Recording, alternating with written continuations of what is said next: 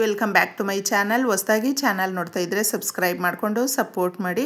ಸಚ್ಚಿದಾನಂದ ಸಾಯಿನಾಥ್ಗೆ ನಮಸ್ಕಾರ ಮಾಡುತ್ತಾ ಸಾಯಿನಾಥರ ಅನುಗ್ರಹ ಎಲ್ಲರ ಮೇಲೂ ಇರಲಿ ಅಂತ ವಿಡಿಯೋ ಪ್ರಾರಂಭ ಮಾಡ್ತಾ ಇದ್ದೀನಿ.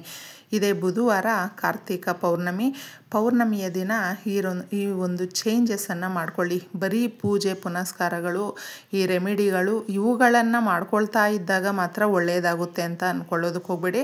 ಅದಕ್ಕೂ ಮೀರಿದಂಥ ಪರಿಹಾರಗಳು ನಮ್ಮಲ್ಲಿ ಇದೆ.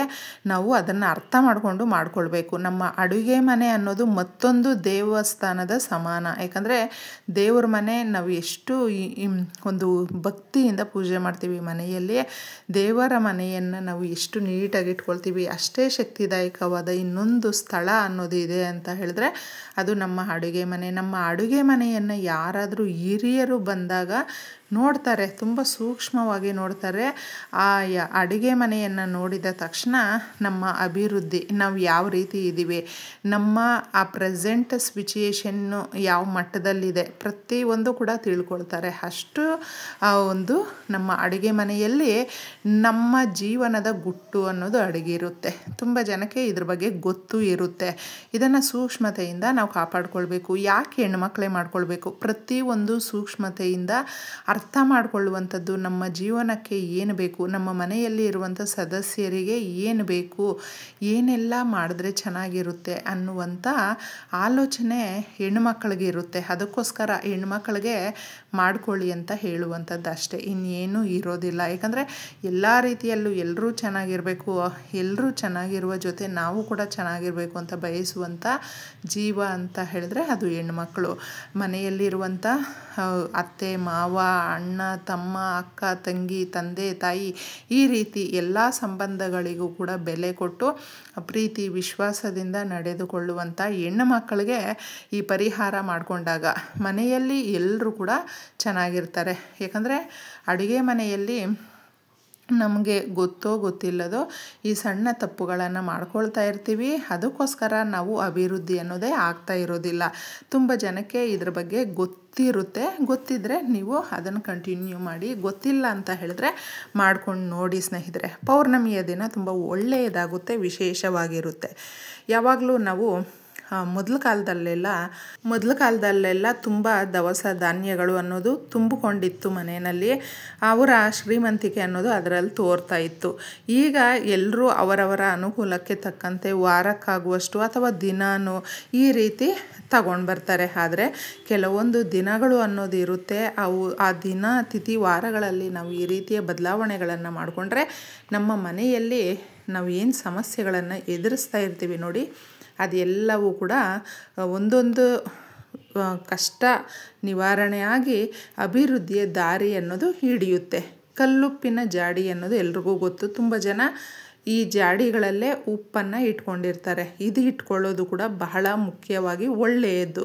ಪ್ಲಾಸ್ಟಿಕ್ ಡಬ್ಬದಲ್ಲಿ ಇಟ್ಕೊಳ್ಳೋದಕ್ಕೆ ಹೋಗಬೇಡಿ, ಗಾಜಿನ ಡಬ್ಬದಲ್ಲಿ ಇಟ್ಕೊಂಡ್ರೆ ಗಾಜಿನ ಬಾಕ್ಸಲ್ಲಿ ಇಟ್ಕೊಳ್ಬಹುದು. ಇನ್ನು ನಾವು ಆಗ್ನೇಯ ಮೂಲೆಯಲ್ಲಿ ಅಂದರೆ ಅಗ್ನಿ ಮೂಲೆಯಲ್ಲಿ ಅಡುಗೆ ಮನೆಯನ್ನು ವ್ಯವಸ್ಥೆ ಮಾಡಿ ಇಟ್ಕೊಂಡಿರ್ತೀವಿ. ಸ್ಟೌವನ್ನು ಕೂಡ ಆ ಜಾಗದಲ್ಲಿ ಇಟ್ಟಿರ್ತೀವಿ. ಅದರ ಬಲಗಡೆ ಬರುವಂತೆ ಉಪ್ಪು, ಈ ಮಸಾಲೆ ದಿನಸಿಗಳು ಇದನ್ನು ಅರೇಂಜ್ ಮಾಡಿಕೊಂಡು ಇಟ್ಕೊಂಡಿರುವಂಥದ್ದು. ಆದರೆ ನಾವು ನಮ್ಮ ಸ್ಟವ್ ಪಕ್ಕದಲ್ಲೇ ಈ ಎರಡು ವಸ್ತುಗಳನ್ನು ಇಟ್ಕೊಂಡ್ರೆ ಬಹಳ ಒಳ್ಳೆಯದು ಸ್ನೇಹಿತರೆ. ಕಲ್ಲುಪ್ಪು, ನೀವು ಪುಡಿ ಉಪ್ಪು, ಕಲ್ಲುಪ್ಪು ಇದೆಲ್ಲ ಬಳಸ್ತೀರಲ್ವ, ಇದರ ಜೊತೆ ಎಣ್ಣೆ ಪದಾರ್ಥಗಳು ಅಂದರೆ ಮನೆಯಲ್ಲಿ ನಾವು ಅಡುಗೆಗೆ ಬಳಸುವಂಥ ಎಣ್ಣೆ ಪದಾರ್ಥಗಳಿರುತ್ತಲ್ವ, ಆ ಎಣ್ಣೆಯನ್ನು ಕೂಡ ಕಲ್ಲುಪ್ಪಿನ ಜೊತೆ ಇಟ್ಕೊಳ್ಳಿ. ಕಲ್ಲುಪ್ಪಿನ ಜೊತೆ ಇಟ್ಕೊಳ್ಳೋದ್ರಿಂದ, ಯಾಕಂದರೆ ಉಪ್ಪು ಸದಾ ಕಾಲ ನಮ್ಮ ಕೈಗೆ ಎಟಕುವಂತೆ ಇರಬೇಕು, ಹತ್ತಿರದಲ್ಲೇ ಇರಬೇಕು. ಲಕ್ಷ್ಮೀ ದೇವಿಗೆ ಸಂಬಂಧಪಟ್ಟಂಥದ್ದು. ಲಕ್ಷ್ಮೀ ದೇವಿ ಸಮುದ್ರ ಗರ್ಭದಲ್ಲಿ ಸಿಕ್ಕಿರುವಂಥದ್ದು, ಅಂದರೆ ಆ ತಾಯಿಯ ಹುಟ್ಟಿದ ಮನೆ ಅಂತ ಹೇಳ್ತೀವಿ. ಇನ್ನು ನಮಗೆ ಕಲ್ಲುಪ್ಪು ಕೂಡ ಸಮುದ್ರ ಗರ್ಭದಲ್ಲೇ ಸಿಕ್ಕಿರುವಂಥದ್ದು. ಇದು ಎರಡೂ ಕೂಡ ತುಂಬಾ ಅವಿನಾಭಾವ ಸಂಬಂಧ. ನಾವು ಲಕ್ಷ್ಮೀ ದೇವಿಯನ್ನು ನಮ್ಮ ಮನೆಗೆ ಆಹ್ವಾನ ಮಾಡಬೇಕು ಅಂದರೆ, ಸ್ವಾಗತಿಸಬೇಕು ಅಂದರೆ ಈ ರೀತಿಯ ಪರಿಹಾರಗಳು ಕೂಡ ಬಹಳ ಮುಖ್ಯವಾಗಿರುತ್ತೆ. ನೀವೇನಾದರೂ ಉಪ್ಪು ಒಂದು ಕಡೆ, ಎಣ್ಣೆ ಒಂದು ಕಡೆ ಏನಾದರೂ ಇಷ್ಟು ದಿನ ಅರೇಂಜ್ ಮಾಡ್ಕೊಳ್ತಾ ಇದ್ದರೆ ಇದನ್ನು ಈಗ ಒಂದು ಕಡೆ ಇಟ್ಕೊಳ್ಳೋದಕ್ಕೆ ಪ್ರಯತ್ನಿಸಿ. ಆ ದಿನ ಒಂದು ಪರಿಹಾರ, ತುಂಬ ಸಣ್ಣ ಪರಿಹಾರ, ಎಫೆಕ್ಟ್ ಮಾತ್ರ ತುಂಬ ಚೆನ್ನಾಗಿರುತ್ತೆ, ರಿಸಲ್ಟು ಬಹಳ ಉತ್ತಮವಾಗಿರುತ್ತೆ. ದುಡ್ಡು ಕಾಸಿಗೆ ಕೊರತೆ ಅನ್ನೋದು ಇರೋದಿಲ್ಲ. ಒಂದೊಂದೇ ಸ್ಟೆಪ್ಪು ನಾವು ಅಭಿವೃದ್ಧಿಯ ದಾರಿ ಹಿಡಿಯೋದಕ್ಕೆ ಇದು ಸಹಾಯ ಮಾಡುತ್ತೆ. ಪೌರ್ಣಮಿಯ ದಿನ ನಿಮಗೇನಾದರೂ ಉಪ್ಪು ತಗೊಂಡು ಬರುವಂಥ ಅವಶ್ಯಕತೆ ಬಿದ್ದರೆ ಮುಖ್ಯವಾಗಿ ತಗೊಂಡು ಬಂದುಬಿಡಿ, ಬಹಳ ಒಳ್ಳೆಯದಾಗುತ್ತೆ. ಪಾಕೆಟನ್ನು ತಗೊಂಡು ಬಂದಾಗ ನೀವು ಇದ್ರ ಜೊತೆ ಅಂದರೆ ಆ ಜಾಡಿಗೆ ಹಾಕಬೇಕು. ಹಾಕ್ಬಿಟ್ಟು ಏನು ಮಾಡಬೇಕು ಗೊತ್ತಾ, ಸೆಂಟ್ರಲ್ಲಿ ಒಂದು 2 ಒಣಮೆಣಸಿನಕಾಯಿಯನ್ನು ಹಾಕಿ. ಒಣಮೆಣಸು ಹಾಕೋದ್ರಿಂದ ಏನಾಗುತ್ತೆ ಅಂದರೆ ಶತ್ರುಗಳು ನಮಗೇನಾದರೂ ಮಾಡಿದರೂ ಕೂಡ ಅದು ಆ ಉಪ್ಪಿನ ಜೊತೆ ಹಾಗೆ ಕರಗಿ ದೂರ ಆಗುತ್ತೆ ಅನ್ನೋದು ಒಂದು ನಮಗೆ ಈ ಸೂಕ್ಷ್ಮತೆಯನ್ನು ಅರ್ಥ ಮಾಡ್ಕೊಳ್ಳಿ. ಇನ್ನೊಂದು ಏನಾಗುತ್ತೆ ಗೊತ್ತಾ, ಕಲ್ಲುಪ್ಪು ಅನ್ನೋದು ತೇವಾಂಶ ಅನ್ನೋದು ಜಾಸ್ತಿ ಹಿಡಿಯುತ್ತೆ. ಅಂದರೆ ನಾವು ಬಳಸುವಾಗ ತೇವ ಅನ್ನೋದಿರುತ್ತೆ, ಅದನ್ನು ತೇವಾಂಶ ಬರದೇ ಇರುವ ರೀತಿ ಕೂಡ ತಡೆಗಟ್ಟುತ್ತೆ. ಈ 2 ವಿಧಾನದಲ್ಲಿ ನಮಗೆ ಮುಖ್ಯವಾಗಿ ಇದನ್ನು ಬಳಸ್ಕೊಳ್ಬಹುದು. ನೀವು ಆ ದಿನ ಏನು ಮಾಡಬೇಕು ಅಂದರೆ ₹1 ಆಗಿರಬಹುದು ಅಥವಾ ₹5 ಕಾಯಿನ್ ಆಗಿರಬಹುದು ತಗೊಂಡಿದ್ದೆ, ಅದನ್ನು ಕ್ಲೀನಾಗಿ ತೊಳೆದು ಇಟ್ಕೊಂಡು ಬಿಟ್ಟಿದ್ದೆ. ಕಲ್ಲುಪ್ಪಿನ ಜಾಡಿ ಇಡ್ತೀರಲ್ವ, ಆ ಜಾಗದಲ್ಲಿ ಕಲ್ಲುಪ್ಪಿನ ಜಾಡಿಯ ಕೆಳಗಡೆ ಇಡಬೇಕು.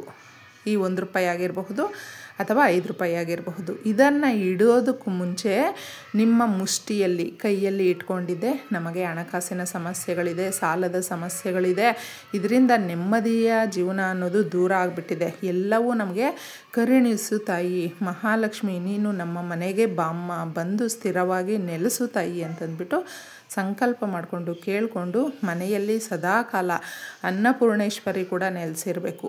ಯಾವಾಗಲೂ ಯಾರೇ ಬರಲಿ ನಮ್ಮ ಮನೆಗೆ ಊಟ ಮಾಡಿಕೊಂಡೇ ಹೋಗಬೇಕು, ಆ ಥರ ಸಿಸ್ಟಮ್ ಮೊದಲ ಕಾಲದಲ್ಲೆಲ್ಲ ಇತ್ತು. ಆಗ ಅವ್ರು ಏನು ಹೇಳ್ಕೊಳ್ತಾ ಇದ್ರು ಗೊತ್ತಾ, ಇಂಥವ್ರ ಮನೆಗೆ ಹೋದರೆ ಸದಾಕಾಲ ಎಂಥ ಸಮಯಕ್ಕೆ ಹೋಗಲಿ ನಾವು ತಿನ್ನಿಬಿಟ್ಟೇ ಬರಬೇಕು, ತಿಂದೇ ವಾಪಸ್ ಬರೋಂಗಿಲ್ಲ, ಅನ್ನಪೂರ್ಣೇಶ್ವರಿ ಅವ್ರ ಮನೆಯಲ್ಲಿದ್ದಾಳಪ್ಪ, ಆ ಥರ ಎಲ್ಲ ಮಾತಾಡ್ತಾಯಿದ್ರು ಸ್ನೇಹಿತರೆ. ಅದೇ ಥರನೇ ನಮ್ಮ ಮನೆಯಲ್ಲೂ ಕೂಡ ಸದಾಕಾಲ ಯಾರೇ ಬಂದು ಹೋದರೂ ಕೂಡ ತೃಪ್ತಿಯಿಂದ ಬಂದು ಹೋಗಬೇಕು ಅನ್ನುವ ಒಂದು ಮನಸ್ಥಿತಿಯನ್ನು ನಾವು ಇಟ್ಕೊಂಡು ಈ ಪರಿಹಾರವನ್ನು ಮಾಡಿಕೊಂಡ್ರೆ ಬಂದಿರುವಂಥವರು ಕೂಡ ತುಂಬಾ ಆರೈಕೆ ಮಾಡಿ ನಮಗೆ ಆಶೀರ್ವಾದ ಮನಸ್ಸಲ್ಲೇ ಮಾಡ್ಕೊಂಡು ಹೋಗ್ತಾರೆ. ಅಂದರೆ ಇವ್ರ ಮನೆಗೆ ಹೋಗಿ ಬಂದ ಮೇಲೆ ನಮಗೇನೋ ಒಂಥರ ತೃಪ್ತಿ ಆಯಿತು ಅಂತ ಇಷ್ಟು ಹೇಳ್ಕೊಂಡ್ರು ಸಾಕು, ಇಲ್ಲಾಂದರೆ ಅವ್ರ ಮನಸ್ಸಿಗೂ ಅದಾಗಿದ್ರೆ ಸಾಕು, ಅಷ್ಟೇ ನೆಮ್ಮದಿಯ ಜೀವನ ಆಗಿಬಿಡುತ್ತೆ. ನಮಗಿರುವಂಥ ಕಷ್ಟ ಕಾರ್ಪಣ್ಯಗಳು ದೂರ ಆಗುತ್ತೆ. ನೀವು ಈ ಸಣ್ಣ ಪರಿಹಾರವನ್ನು ಯಾರಿಗೂ ಹೇಳದೆ ಕಲ್ಲುಪ್ಪಿನ ಜಾಡಿಯ ಕೆಳಗಡೆ ₹5 ಆಗಿರಬಹುದು, ₹1 ಆಗಿರಬಹುದು ಕ್ಲೀನಾಗಿ ತೊಳೆದು ಇಟ್ಕೊಳ್ಳಿ. ಇದನ್ನು ಮತ್ತೆ ನಾವು ಚೇಂಜ್ ಮಾಡಬೇಕಾ ಅಂತ ನಿಮಗೆ ಬರಬಹುದು. ಯಾವುದಾದ್ರೂ ತಿಂಗಳಲ್ಲಿ ನೀವು ಚೇಂಜ್ ಮಾಡ್ಕೊಳ್ಬಹುದು, ತೊಂದರೆ ಇಲ್ಲ.